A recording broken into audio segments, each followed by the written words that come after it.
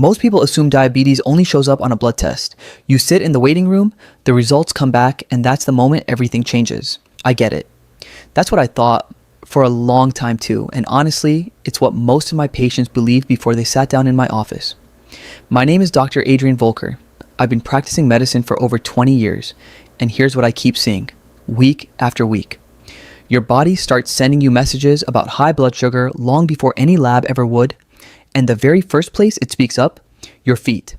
I'm making this video because I've watched too many people walk into my office, or worse, into an emergency room, carrying warning signs they'd been living with for months, sometimes years, without ever knowing what those signs meant. Today, I want to change that for you. Last month, I had a patient come in for a routine checkup. 67 years old, retired, felt perfectly fine. Before we even touched his blood work, I asked him about his feet. He shrugged and said, "They've been a little numb for a while. I figured that's just what getting older feels like." He had 4 of the 9 signs I'm about to show you. His fasting blood sugar came back at 214. He had been diabetic for over 2 years and had no idea. So let me show you exactly what I showed him. Sign number 1, tingling or numbness. My foot just falls asleep. Almost every patient has experienced this, and almost every patient has explained it away. Dr. Volker, I was sitting with my legs crossed. Sure, that happens to all of us occasionally, but when I ask, is this happening regularly, without any obvious reason? And the answer is yes, we need to talk. Recurring numbness or tingling in the feet, what we call peripheral neuropathy, is one of the earliest signs that blood sugar has been elevated for some time. Excess sugar in your bloodstream slowly attacks the protective coating around your nerves. Think of your nerves like electrical wires. That coating is what lets signals travel cleanly from your brain to your foot. High blood sugar is like an acid quietly eating through that coating. The wire still works for a while, but the signals start getting fuzzy. That fuzziness, that's the tingling. The American Diabetes Association estimates that peripheral neuropathy affects nearly half of all people with diabetes. It almost always starts in the feet.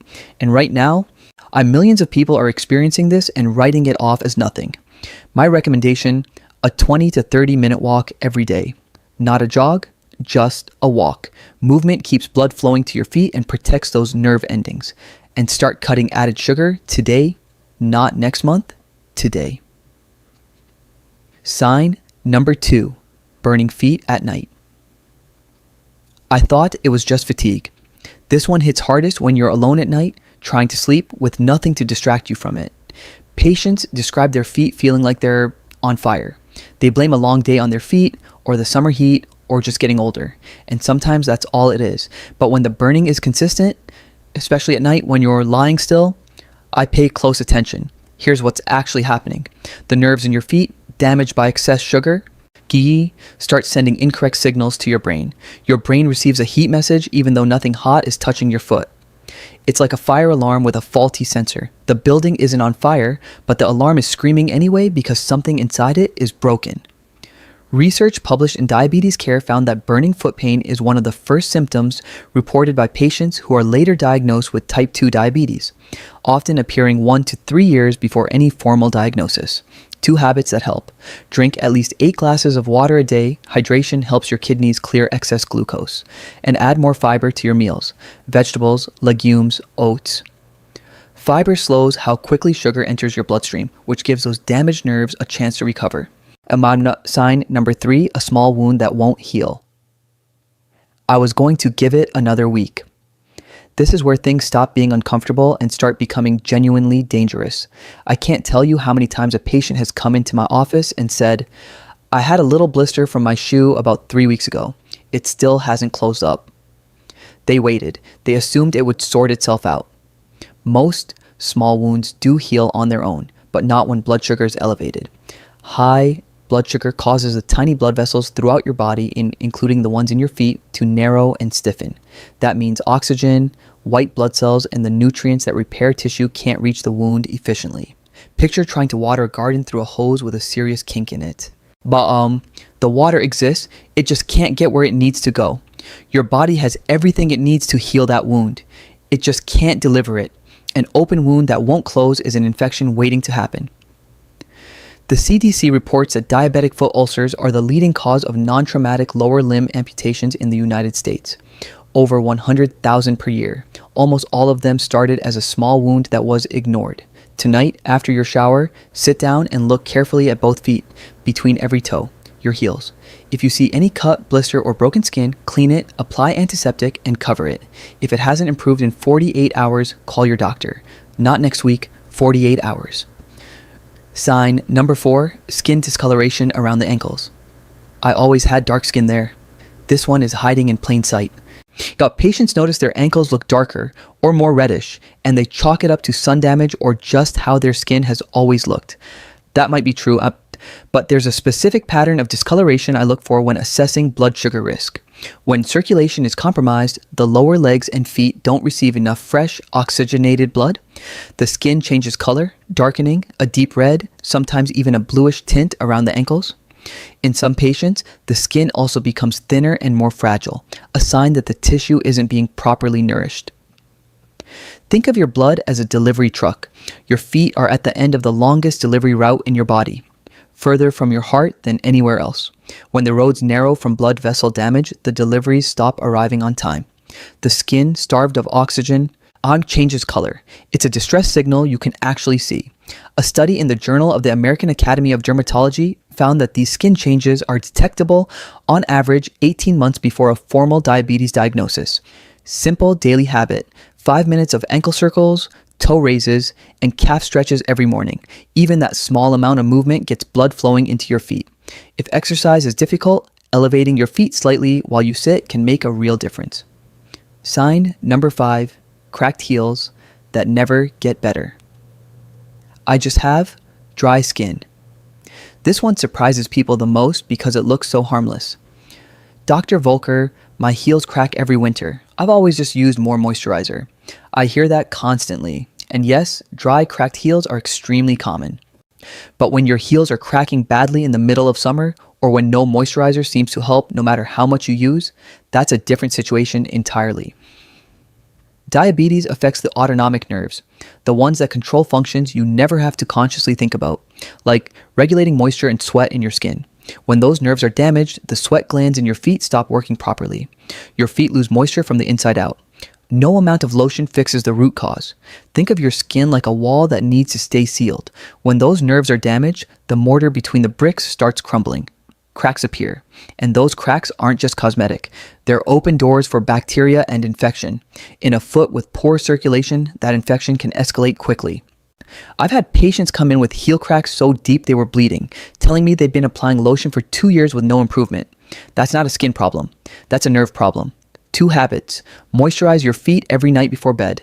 A good lotion or pure coconut oil works well. Focus on the soles and heels, but never apply moisturizer between your toes, as trapped moisture can cause fungal infections. And keep up with that water intake. Your skin needs hydration from the inside just as much as the outside. I want to stop here for a second and ask you something directly. Have you noticed any of these signs? In yourself or in someone you care about? A partner? A parent? A sibling? If the answer is yes, even for just one sign, drop a comment below and just type yes, capital letters. That's it. Yuck. I read every single comment on this channel, everyone. If you have a question, ask it. If something is worrying you, say so. That's exactly why I'm here. And if this is useful to you, hit the like button right now. It takes 1 second and it helps YouTube put this in front of more people who need to see it. All right, let's keep going.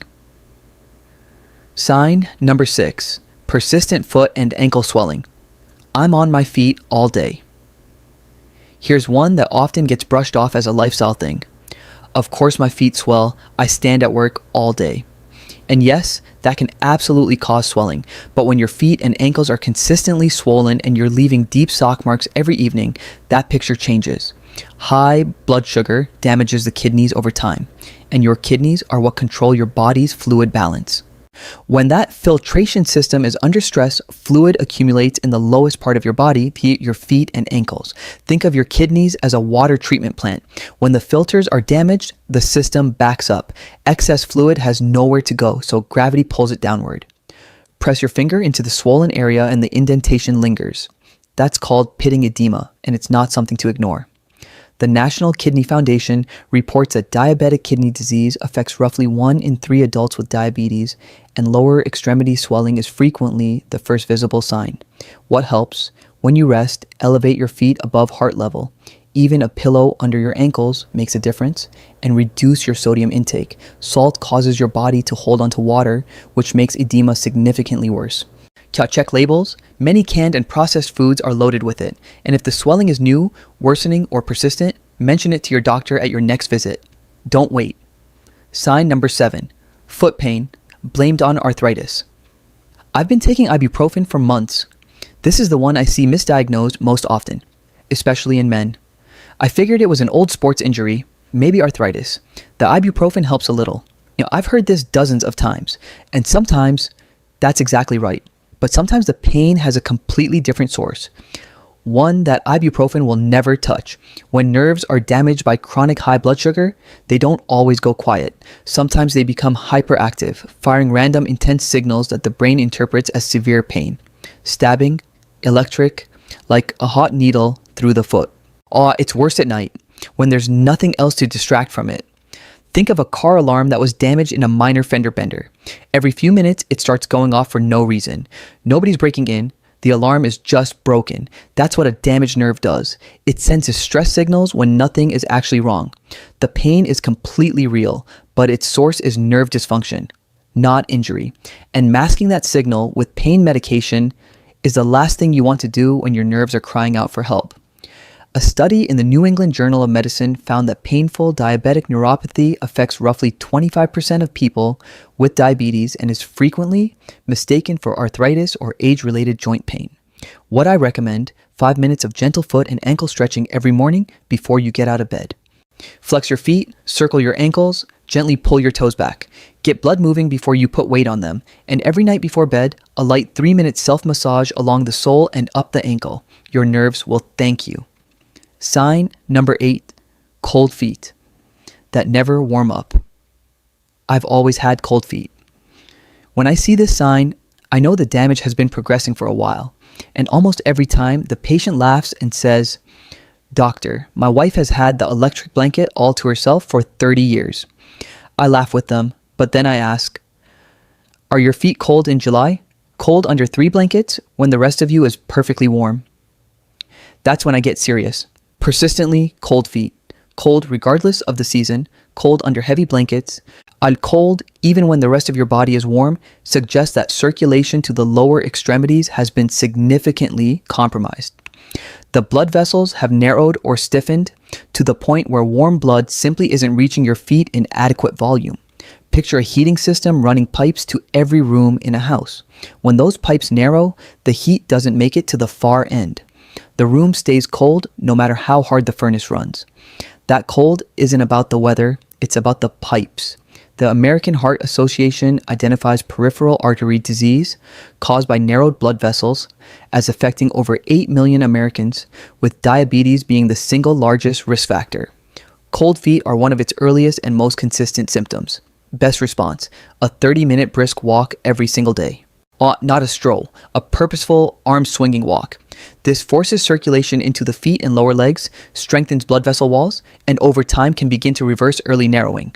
Start with 10 minutes if 30 feels like too much. The important thing is to start today.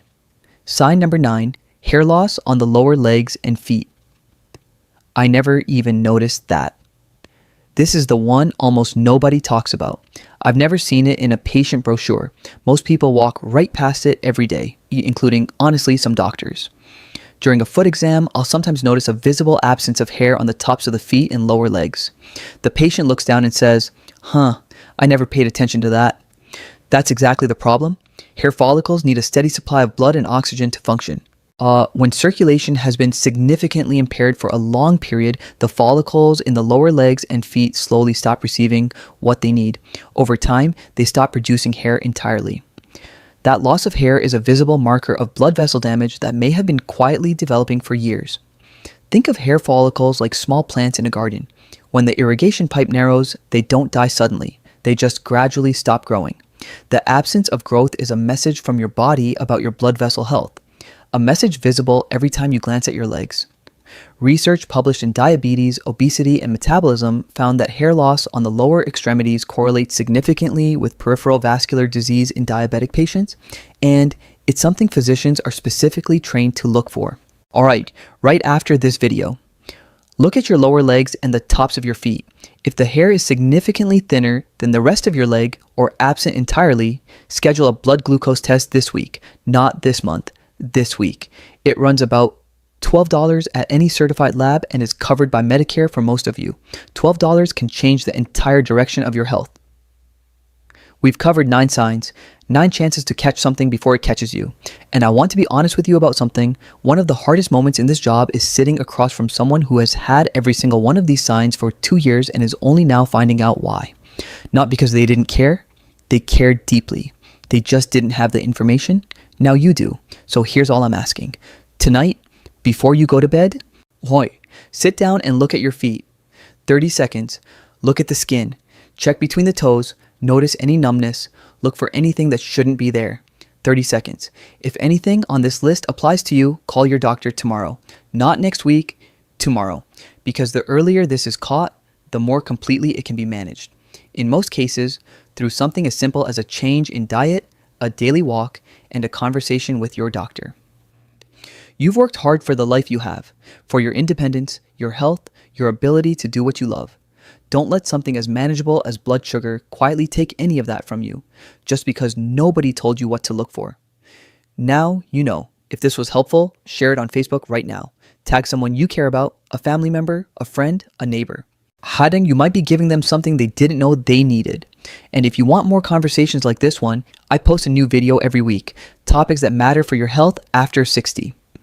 The things I talk about with my patients that rarely make it outside a doctor's office. Subscribe and bring someone you love along with you. I'm Dr. Adrian Volker. Stay aware, stay proactive, and please, take care of those feet. I'll see you next week.